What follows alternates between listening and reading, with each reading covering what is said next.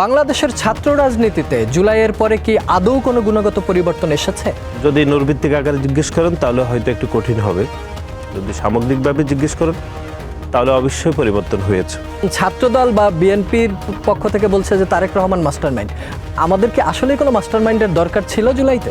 আমরা মনে করছি ছাত্রদল যে এই আন্দোলনে আসলে কোনো মাস্টারমাইন্ডই ছিল না। নাসিরুদ্দিন নাসির, যে বিষয়টাতে প্রথমেই যেতে চাই সেটা হচ্ছে জুলাইয়ের পরে, বিশেষ করে ৩৬ জুলাইয়ের পরে বাংলাদেশের রাজনীতিতে যে গুণগত পরিবর্তন আসার কথা ছিল, বিশেষ করে আপনি যেহেতু ছাত্র রাজনীতির প্রতিনিধিত্ব করেন, বাংলাদেশের ছাত্র রাজনীতিতে জুলাইয়ের পরে কি আদৌ কোনো গুণগত পরিবর্তন এসেছে? যদি নৈর্ভিত্তিক আকারে জিজ্ঞেস করেন তাহলে হয়তো একটু কঠিন হবে। যদি সামগ্রিকভাবে জিজ্ঞেস করেন তাহলে অবশ্যই পরিবর্তন হয়েছে। গত 1 বছরের বেশি সময় ধরে বাংলাদেশে আপনি এরকম একটি ঘটনাও দেখাতে পারবেন না যে জোর করে কাউকে মিছিলে নেওয়া হয়েছে, যেটি গত 17 বছর ধরে এটি এক ধরনের প্র্যাকটিসের মধ্যে গিয়ে অভ্যাসে পরিণত হয়েছিল। এবং আপনি পিটিয়ে মানুষ মেরে ফেলার ঘটনা বিভিন্ন ক্যাম্পাসগুলোতে প্রায় ঘটতো, সেরকম আমরা ঘটনা দেখিনি। যদিও দুই একটি আমরা ঢাকা বিশ্ববিদ্যালয়ে মানসিক ভারসাম্যহীন একজন ব্যক্তিকে এরকম দেখেছি। মোটা দাগে যদি বলি তাহলে সেরকম ঘটনা ঘটেনি। তারপর হচ্ছে বিভিন্ন ক্যাম্পাসগুলোতে যে দখলদারিত্বের রাজনীতি করেছে খুনি সংগঠন ছাত্রলীগের সন্ত্রাসীরা, সেরকম রাজনীতি গত 1 বছরে আমরা খুব বেশি একটা লক্ষ্য করিনি। সুতরাং যদি বলেন যে পরিবর্তন হয়েছে কিনা, আমি মনে করি প্রত্যাশিতভাবে বা প্রত্যাশার জায়গাটা যতটুকু ছিল সেটি হয়তো হয়নি, কিন্তু কিছুটা অবশ্যই পরিবর্তন হয়েছে, আমার সেটি অভিমত। কিন্তু এরপরে ধরেন যে এই যে এক দল আরেক দলকে ট্যাগিং করা, ছবির রাজনীতি করা, এই বিষয়গুলো তো আগের মতোই রয়ে গেছে, কিন্তু 5 তারিখের পর এই বিষয়গুলো কি কাম্য? না, এটি কোনোভাবে প্রত্যাশিত ছিল না। কিন্তু দুঃখজনকভাবে বিভিন্ন ছাত্র সংগঠনগুলোর মধ্যে হচ্ছে বিভিন্ন প্রতিযোগিতাকে তারা প্রোপাগান্ডা আকারে তৈরি করে বিভিন্ন বিভেদ তৈরি করা হচ্ছে। বিশেষ করে ধরুন আমরা যদি স্পেসিফিক করি, ধরুন গণঅভ্যুত্থান পরবর্তী সময়ে 5 তারিখের থেকে 8 তারিখ পর্যন্ত বাংলাদেশের কোনো সরকার ছিল না, এটি দুঃখজনকভাবে। সেই সময় আপনি জানেন যে বাংলাদেশ জাতীয়তাবাদী ছাত্র দলের 142 জন নেতাকর্মী এখানে শহীদ হয়েছে। কিন্তু এরকম একটি সংগঠনকে বিভিন্ন অনলাইনে ট্যাগিং করা হয়েছে যে 0% কন্ট্রিবিউশন 100% সেলিব্রেশন। এই যে আপনি তাহলে বলুন, এই যে ট্যাগিং করে সামাজিক যোগাযোগ মাধ্যমে ক্যাম্পেইন করা হয়েছে, সুতরাং তার বিপরীতে কিন্তু আমরা শুরুতেই ছাত্রদলের কোনো নেতাকর্মী কোনো সংগঠনের বিরুদ্ধে আমরা বা গোপনে অথবা প্রকাশ্যে কোনোভাবে কিন্তু আমাদের দিক থেকে ক্যাম্পেইনে আসেনি। কিন্তু আমরা মনে করি এই যে আরেক সংগঠনকে দাবিয়ে দেওয়া, নিচে একটু ছোট করে তোলা, এই প্রবণতা থেকে আমার মনে হচ্ছে ছাত্র সংগঠনগুলোর মধ্যে এক ধরনের সামাজিক যোগাযোগ মাধ্যমে বিভিন্ন রেষারেষি চলছে। কিন্তু আমাদের ছাত্রদলের পক্ষ থেকে আমরা সবসময় সহনশীল আচরণ করছি এবং কোনো ছাত্র সংগঠন আমাদের বিরুদ্ধে বলার পরও আমরা তাদের সাথে একদম নিয়মিতভাবে স্বাভাবিক সম্পর্ক রাখছি।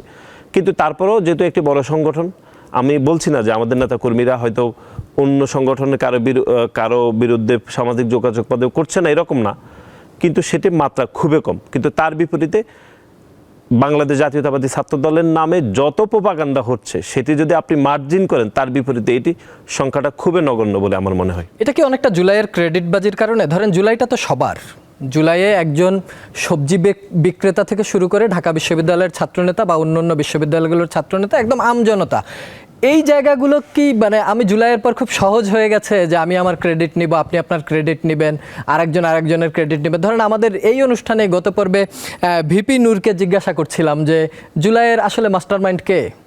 তখন ভিপি নূর বলছিল যে সেও একটা মাস্টারমাইন্ড। কেন মাস্টারমাইন্ড? যে তার যে আগের নেতাকর্মীরা তারা এই আন্দোলনের নেতৃত্ব দিয়েছে। এখন ছাত্রদল বা বিএনপির পক্ষ থেকে বলছে যে তারেক রহমান মাস্টারমাইন্ড। আমাদের কি আসলেই কোনো মাস্টারমাইন্ডের দরকার ছিল জুলাইতে? প্রথমত আমাদের দিক থেকে কোনোদিনও বলা হয়নি আমাদের ভারপ্রাপ্ত চেয়ারম্যান জনাব তারেক রহমান মাস্টারমাইন্ড। এটি আমরা একদম আপনাকে নিশ্চিত করলাম, আমাদের দিক থেকে বলা হয়নি। আর আমরা মনে করছি ছাত্রদল যে এই আন্দোলনে আসলে কোনো মাস্টারমাইন্ডই ছিল না। যদি কেউ মাস্টারমাইন্ড হয়ে থাকে তাহলে যারা জীবন দিয়েছে যে খুনি হাসিনাকে পরিবর্তন করার জন্য, খুনি হাসিনার রেজিমকে পরিবর্তন করার জন্য যারা জীবন দিয়েছে, তারা সত্যিকার অর্থে মাস্টারমাইন্ড। কিন্তু এর বিপরীতে যতগুলো ছাত্র সংগঠন কাজ করেছে, ছাত্র জনতা শ্রমিক কাজ করেছে, তারাও একই উদ্দেশ্যে করেছে। কিন্তু যারা বেঁচে গিয়েছে, এমন না যে আপনি কৌশল করে বেঁচে গিয়েছেন, বা যিনি শহীদ হয়েছেন তিনি কৌশল করতে পারেননি বলে মারা গিয়েছেন, বিষয়টা কিন্তু এরকম নয়। যেভাবে নির্বিচারে গুলিবর্ষণ করা হয়েছে, সেখানে সেই মিছিল থেকে যদি একদম লাস্ট ব্যক্তিটাও বেঁচে যায়, আমি মনে করি এটি সৌভাগ্য, মহান আল্লাহ তাকে বাঁচিয়ে দিয়েছে। সুতরাং মাস্টার মাইন্ড এই যে খেতাব বা কাউকে তকমা দিয়ে দেওয়া অর্থই হচ্ছে অন্যের যে কন্ট্রিবিউশনটা, সেই কন্ট্রিবিউশনকে আপনি ছোট করে তোলা। এটি কিন্তু নিঃসন্দেহে যে আপনি মনে করেন যে এই master mind, Rahimuddin master mind, Karimuddin master mind, তাহলে ন্যায্যভাবে যারা কন্ট্রিবিউশন রেখেছেন তাদের অবদানকে আপনি ছোট করলেন। আমাদের দিক থেকে কাউকে কোনো দিন মাস্টার মাইন্ড বলা হয়নি। আপনাদের এন্ড থেকে বলা হয়নি, কিন্তু আপনাদের অনেক নেতা অনেক বক্তব্যে, বিএনপির, আমি ছাত্র দলের হয়তো ওইভাবে না, বিএনপির বা যুব দলের অনেক নেতাকেই দেখেছি তারেক রহমান জানেন নাকি যে আপনি জুলাইয়ের মূল এরকম স্লোগান দিতে। তারেক রহমান নিজে কিন্তু বলছেন না। তারেক রহমান যেই ল্যাঙ্গুয়েজে কথা বলছেন সেই ল্যাঙ্গুয়েজে তার নেতাকর্মীরা কথা বলছেন না কেন? এটা কোন জায়গায় বাধা? আমি একটু বলি, ধরুন হচ্ছে অন্য সহযোগী সংগঠনের কথা আমরা বাদই রাখলাম, শুধু বাংলাদেশ জাতীয়তাবাদী ছাত্র দলের 142 জন নেতাকর্মী শহীদ হয়েছে।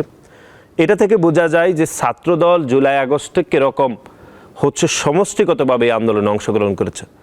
আপনি যখন ছাত্রদলের কোনো নেতাকর্মী, ধরেন টেকনাপের, আমাদের থানার কোনো ওয়ার্ডের নেতাকর্মী যখন কোনো ভুল ত্রুটি করে থাকে, আপনি তো সমালোচনা করার সময় জনাব তারেক রহমানকে ছেড়ে কথা বলেন না। আপনি তো বলেন, আপনি সামাজিক যোগাযোগ মাধ্যমে স্ট্যাটাস দেন, দেখেন তারেক রহমান আপনার নেতাকর্মী কি করছে, এই যে টেকনাপের এই ওয়ার্ডের এই নেতাকর্মী, সর্বশেষ নেতাকর্মী, তখন তো আপনি ছেড়ে কথা বলেন না। তাহলে 142 জন নেতাকর্মী যে সংগঠনে শহীদ হয়েছেন, সেই সংগঠনের সাংগঠনিক অভিভাবক হিসেবে জনাব তারেক রহমান নিশ্চয় কন্ট্রিবিউশন রেখেছেন। এটি তো আপনি এই কথা কিন্তু আপনি বলছেন না। আবার আপনি যখন দোষ করছেন তখন আপনি দোষারোপ করছেন, কিন্তু এত বড় কন্ট্রিবিউশন রাখলেন, এতজন শহীদ হলেন, আমাদের 3,500 নেতাকর্মী যারা শুধু অ্যারেস্টই হয়েছেন, তারপরে হচ্ছে এত নেতাকর্মী হতাহত হয়েছে, সেই সংগঠনের যিনি অভিভাবক তার তো কন্ট্রিবিউশন রয়েছে।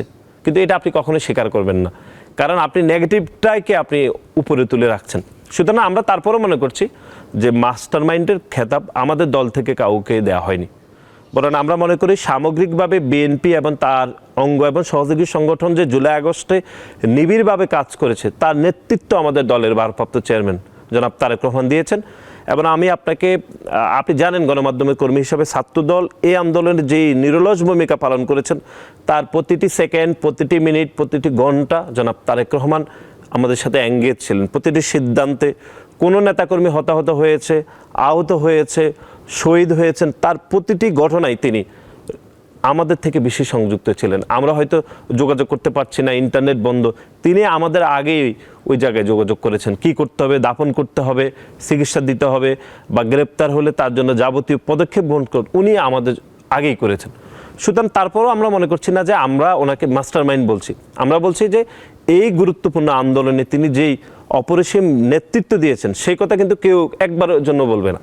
এখন সকল সিদ্ধান্তের জন্যই কি আপনাদেরকে তারেক রহমানের মুখাপেক্ষী হতে হয় কিনা, এই বিষয়টা একটু জানতে চাইবো। এই কারণে যে সম্প্রতি তো ডাকসুতে নির্বাচন নিয়ে এখন প্রচুর আলোচনা হচ্ছে, আপনারা প্যানেল দিয়েছেন, ডাকসুতে অলরেডি 5টা প্যানেল দাঁড়িয়ে গেছে, আপনাদের প্রায় কয়েকশো নেতাকর্মী ফর্ম তুলেছিল ডাকসু নির্বাচনের জন্য।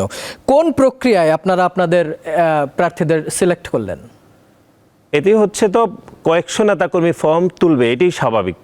বরং যদি আপনি মনে করতেন যে এই 28টি যে কেন্দ্রীয় যে ছাত্র সংসদ রয়েছে, সেখানে 28টি পদের জন্য নির্বাচন করা হয়, শুধু যদি 28 জনই তুলতো ফর্ম, তাহলে তো আপনি নিজে আমাকে বলতেন যে এত বড় সংগঠন মাত্র খালি 28 জনই তুলেছে। এটি বড় সংগঠন, সবাই চাইবে তার নেতৃত্বকে প্রসারিত করতে, এই জন্য অনেকেই এখানে প্রতিযোগিতায় অংশগ্রহণ করেছে। তারপরে যেহেতু এটি বড় সংগঠন, আমার প্রত্যেকের প্রোফাইল আমরা যাচাই বাছাই করেছি যে কারা আসলে ঢাকা বিশ্ববিদ্যালয়ের শিক্ষার্থীদের এই যে ছাত্র সংসদ নির্বাচনের পালসটি আসলে বুঝতে পারবে, কারা ভবিষ্যতে নির্বাচিত হলে সাধারণ শিক্ষার্থীদের অধিকারের জন্য কাজ করতে পারবে। সেজন্য আমরা সময় নিয়ে গণতান্ত্রিক ব্যবস্থায় আমরা ভোটের মাধ্যমে আমরা আমাদের প্যানেলটি আসলে নির্বাচিত করেছি, সেজন্য একটু সময় নিয়েছে। এবং এটি পুরো প্রক্রিয়াটি একদম গণতান্ত্রিকভাবে হয়েছে এবং ভোটাভুটির মাধ্যমে করেছে। এটি আমাদের ভারপ্রাপ্ত চেয়ারম্যানের সামনেই হয়েছে, সেজন্য এটি করা হয়েছে। কিন্তু কোনো সিদ্ধান্ত এই বিষয়ে আমাদের দলের ভারপ্রাপ্ত চেয়ারম্যান আমাদের উপর চাপিয়ে দেয়নি, বা কোনো কালেই উনি চাপিয়ে দেননি। সব সিদ্ধান্ত ছাত্রদল নিজেরাই নিয়ে থাকে। উনি সাংগঠনিক অভিভাবক হিসেবে তিনি এটি মনিটরিং করে থাকেন শুধু।